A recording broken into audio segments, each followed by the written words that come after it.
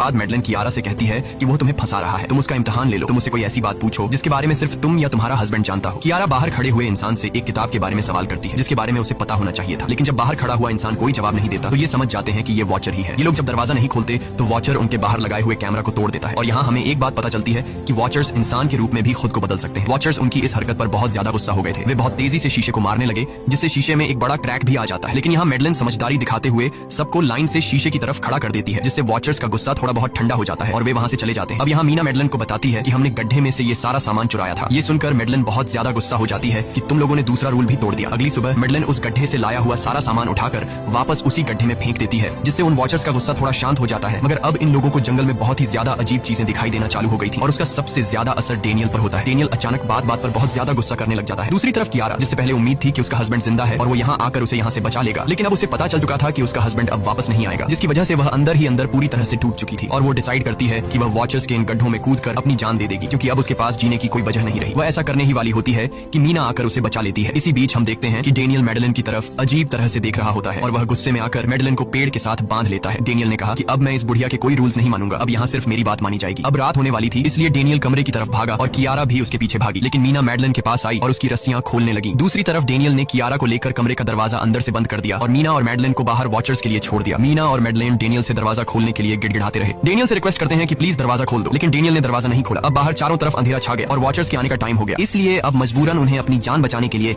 एक घने पेड़ के नीचे रहकर छिपना पड़ा। थोड़ी देर बाद उन्हें वॉचर्स की गुरानी की आवाजें आने लगी। इस टाइम मीना और मैडलिन के साथ हमें भी उन वॉचर्स की एक झलक दिखाई जाती है। ये लोग लंबे पतले और खतरनाक थे, सब अपने अपने गड्ढों से निकलकर इंसानों को देखने के लिए उस सेफ रूम तक पहुंचते हैं और जब ये लोग देखते हैं कि मीना और मैडलिन वहां नहीं है तो वो उनको खाने के लिए जंगल में ढूंढने लग जाते हैं और जब ये वॉचर्स दूर जाते हैं तो मौके का फायदा उठाते हुए ये दोनों फिर से सेफ रूम तक आ जाते हैं और डेनियल से रो रो कर दरवाजा खोलने को कहते हैं। इस बार डेनियल के दिल में रहम जाग जाता है और वो उनके लिए दरवाजा खोल लेता है। अब अंदर जाने के बाद पहले तो मैडलिन डेनियल पर गुस्सा करती है और फिर इन सबको शीशे के सामने खड़ा करके वॉचर्स के बारे में कुछ बातें बताती है। मैडलिन ने कहा कि अब तक हम बहुत से रूल्स तोड़ चुके हैं, इसलिए मुझे नहीं लगता कि इस बार वॉचर्स हमें माफ करेंगे। मैं तुम लोगों को वॉचर्स के बारे में कुछ सच्चाई बताना चाहती हूँ। दरअसल मैं जब यहाँ पहली बार आई थी तो मैंने कुछ ऐसा देखा जिससे मेरे होश उड़ गए। मैंने अपना ही एक डुप्लीकेट देखा। असल में वो एक वॉचर था जो मेरा रूप लेने की कोशिश कर रहा था, हालांकि उसकी आंखें और बाल बिल्कुल परफेक्ट नहीं थे। मीना ने पूछा कि आखिर ये वॉचर्स हैं क्या चीज, जिस पर मैडलिन ने जवाब दिया कि ये सारे क्रीचर्स फेरीज हैं जो किसी जमाने में इंसानों के साथ मिलकर रहते थे। फेरीज पंखों वाले एक जादुई जीव थे, लेकिन वक्त गुजरने के साथ इंसानों को फेरीज की शक्तियों से डर लगने लगा, इसीलिए इंसानों ने फेरीज को खत्म करने का सोचा। इंसानों की तादाद ज्यादा थी, इसलिए फेरीज इंसानों का मुकाबला नहीं कर पाए। इंसानों ने इन फेरीज को जंगल में एक बहुत बड़े गड्ढे के अंदर कैद कर लिया और उन्हें श्राप से हमेशा हमेशा के लिए इस गड्ढे में बंद कर दिया। उसके बाद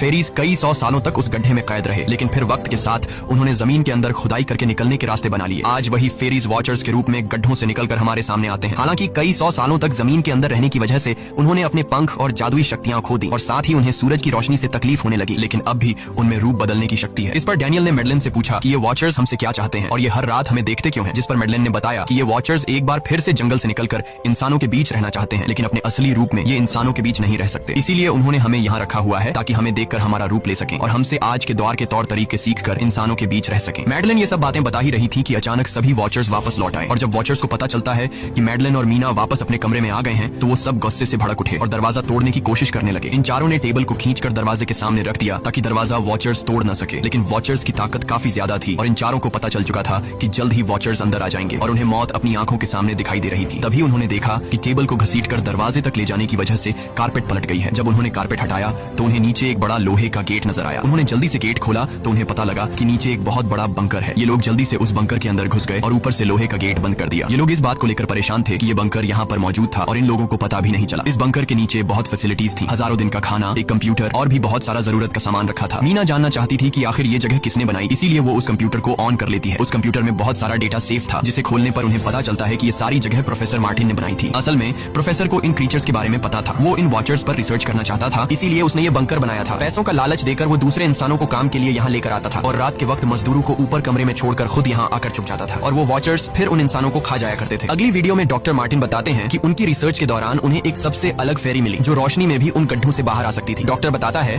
कि उस वॉचर ने एक बच्ची का बिल्कुल परफेक्ट रूप ले लिया था जिसे कोई पहचान नहीं सकता था। वो बहुत अच्छी थी, उसने डॉक्टर मार्टिन को मारा नहीं। डॉक्टर मार्टिन उसे यहाँ ले आया। तभी प्रोफेसर ने कैमरा को दूसरी तरफ मोड़ा। तब उन्होंने देखा कि प्रोफेसर ने उस छोटी सी बच्ची के रूप में आए वो क्रीचर को पिंजरे में कैद कर लिया है। पता नहीं डॉक्टर उसके साथ कौन सा एक्सपेरिमेंट करने वाला था। उस कंप्यूटर में बहुत सी वीडियोस थी और हर वीडियो में कुछ न कुछ बताया हुआ था। मीना बस ये जानना चाहती थी कि आखिर में क्या हुआ, इसीलिए वो सबसे आखिरी वीडियो प्ले करती है जिसमें वह देखती है कि प्रोफेसर खुद को और उस फेरी को मारने वाले हैं। मरने से पहले वह इस जंगल में फंसे हुए लोगों के लिए यहाँ से निकलने का रास्ता बता देता है और कहता है कि शाम में जिस डायरेक्शन में परिंदे भागते हैं उस डायरेक्शन में भागने से वे लोग इस जंगल से निकल सकते हैं। उसने इस रिकॉर्डिंग मैसेज में कहा था कि अगर कोई इस जंगल से निकलने में कामयाब हो गया तो यूनिवर्सिटी में जाकर मेरी सारी रिसर्च तबाह कर देना। मैंने यहाँ आकर बहुत बड़ी गलती कर दी। उसके बाद प्रोफेसर ऊपर चले गए और फिर 2 गोलियों की आवाज आई जिससे उन्हें समझ आया कि प्रोफेसर ने पहले उस फेरी को मारा और फिर खुद को गोली मार दी। आज रात ये चारों बहुत खुश थे क्योंकि उन्हें इस जंगल से जान छुड़ाने का रास्ता मिल गया था। अगली सुबह सभी लोग अब बंकर से बाहर निकलते हैं तो देखते हैं कि उनका सेफ हाउस उन वॉचर्स ने पूरी तरह तबाह कर दिया है और आज के दिन उन्हें लाजमी इस जंगल से निकलना होगा वरना ये लोग मारे जाएंगे क्योंकि रात को अब उनके पास छिपने के लिए कमरा भी नहीं बचा था। ये लोग अब यहाँ जंगल से निकलने के रास्ते में बढ़ने लगते हैं। वो परिंदे जिनके बारे में प्रोफेसर बता रहे थे वे तो शाम को उड़ने वाले थे लेकिन उन्हें शाम होने से पहले जंगल से बाहर निकलना था। इसलिए मीना अपने पास मौजूद पैरट को आजाद कर देती है। जिस डायरेक्शन में वह उड़ता है उसी डायरेक्शन में ये लोग चलने लग जाते हैं। चलते हुए रास्ते में ही उन्हें एक कब्र मिली। मैडेलिन उस कब्र को देखकर बताती है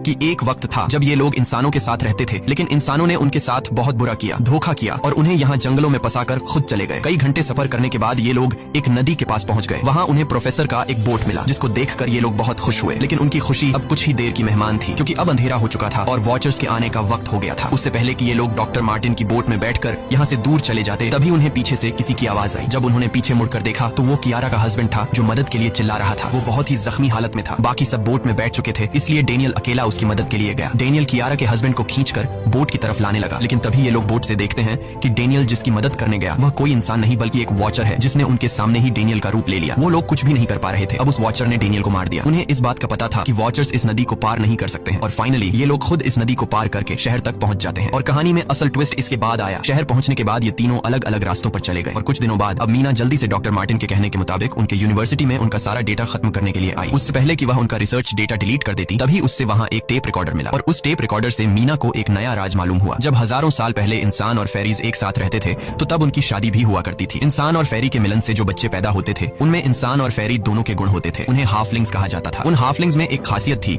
कि वे रूप बदलने में इतने माहिर होते थे कि वे किसी मरे हुए इंसान का रूप भी बदल सकते थे। प्रोफेसर का मानना था कि जब इंसानों ने फेरीज को जंगल के अंदर गढ़ों में कैद कर लिया था तब हाफलिंग इंसानों के बीच अपना रूप बदलकर चुपके से रहने लगे और वो आज भी किसी न किसी रूप में इंसानों के बीच मौजूद है। मीना जब प्रोफेसर के ऑफिस में आई और वहाँ पर जांचबीन करने लगी तो वहाँ उसके हाथ कुछ ऐसी तस्वीरें लगी जिसने उसके होश उड़ा दिए। उसने देखा कि तस्वीर में जो प्रोफेसर के साथ लेडी खड़ी है वो कोई और नहीं बल्कि मेडलिन है और असल में मेडलिन प्रोफेसर की वाइफ है। वो कंफ्यूज हो जाती है कि मेडलिन ने उसे ये बातें क्यों नहीं बताई। इस भारी कंफ्यूजन को शेयर करने के लिए वो कियारा के पास आती है और उसे बताती है कि जिस मेडलिन से हम जंगल में मिले थे वो असल में प्रोफेसर मार्टिन की वाइफ है लेकिन उसने हमें ये सच्चाई इसलिए नहीं बताई क्योंकि वो खुद एक इंसान नहीं बल्कि एक रूप बदलने वाली फेरी थी। मैंने जब रिसर्च किया तो मुझे पता चला कि काफी साल पहले प्रोफेसर की वाइफ मेडलिन कैंसर की वजह से मर गई थी। ये सुनकर कियारा कहती है कि फिर वो मेडलिन कौन थी जो इतने समय से हमारे साथ थी। इस पर मीना कहती है मुझे सब समझ आ रहा है। दरअसल प्रोफेसर अपनी वाइफ के मरने से बहुत दुखी थे और उसे हर हाल में वापस पाना चाहते थे और जब प्रोफेसर को इन रूप बदलने वाली फेरीज के बारे में पता चला तो प्रोफेसर ने उस रूप बदलने वाली फेरी को पिंजरे में कैद किया जो एक बच्ची का परफेक्ट रूप लेकर उनके पास आई थी। प्रोफेसर ने अपनी वाइफ की फोटो दिखाते हुए उस फेरी को अपनी वाइफ मेडलिन जैसा बना दिया क्योंकि वो फेरी बाकी फेरीज से अलग थी। वो दिन में भी बाहर आ सकती थी। मीना ने कहा कि मैंने मेडलिन को यहाँ बुला लिया है, हमें किसी तरह से करके उसे वापस जंगल भेजना होगा। तभी एक कार वहाँ आकर रुकी। जब उस कार से जो इंसान उतरा उसे देखकर मीना के गले में सांस अटक गई। वो कियारा थी। यानी कि अब तक जो मीना के साथ थी वो मेडलिन थी। उसने कियारा का रूप ले रखा था। कियारा जैसे ही घर के अंदर आई तभी मेडलिन ने कियारा के हस्बैंड के रूप में बदलकर उसे बेहोश कर दिया। मीना ने मेडलिन से कहा आखिर तुम चाहती क्या हो, जिस पर मेडलिन गुस्से में आकर कहा मैं फेरीज की सबसे अलग मखलूक हूँ। मेरे सभी साथी बचपन से मुझे चिढ़ाते थे, वो मुझे अपने साथ नहीं रहने देते क्योंकि मैं सबसे अलग थी। मैं उस जंगल में अकेली पड़ चुकी थी और मैं उस जंगल से निकलकर बाहर लोगों के साथ मिलकर रहना चाहती थी। फिर एक दिन प्रोफेसर उस जंगल में आया।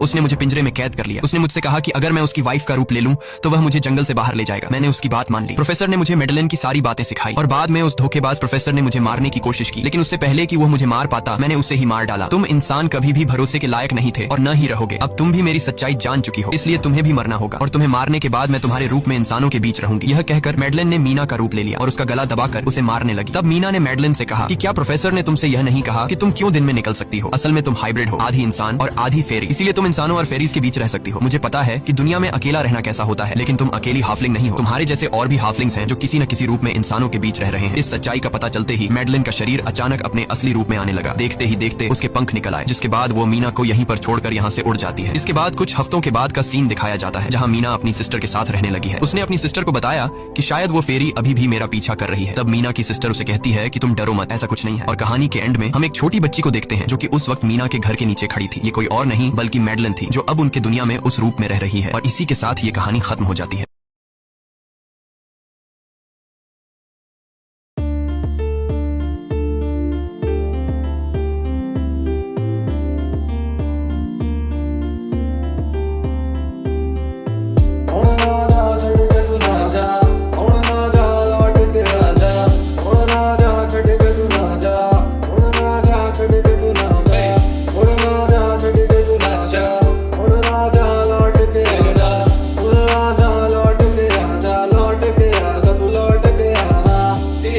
के सफर में कोई गुस्सा नहीं हो, दूरी तुझसे कितनी तेरी तारीफों से रुकता नहीं। शाही लिखावट के हर पन्ने में तकदीर है, सहमासा हूँ तुझ में, मानो तू ही मेरी तकदीर है क्या।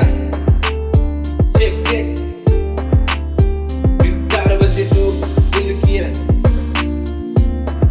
पुकार मेरी।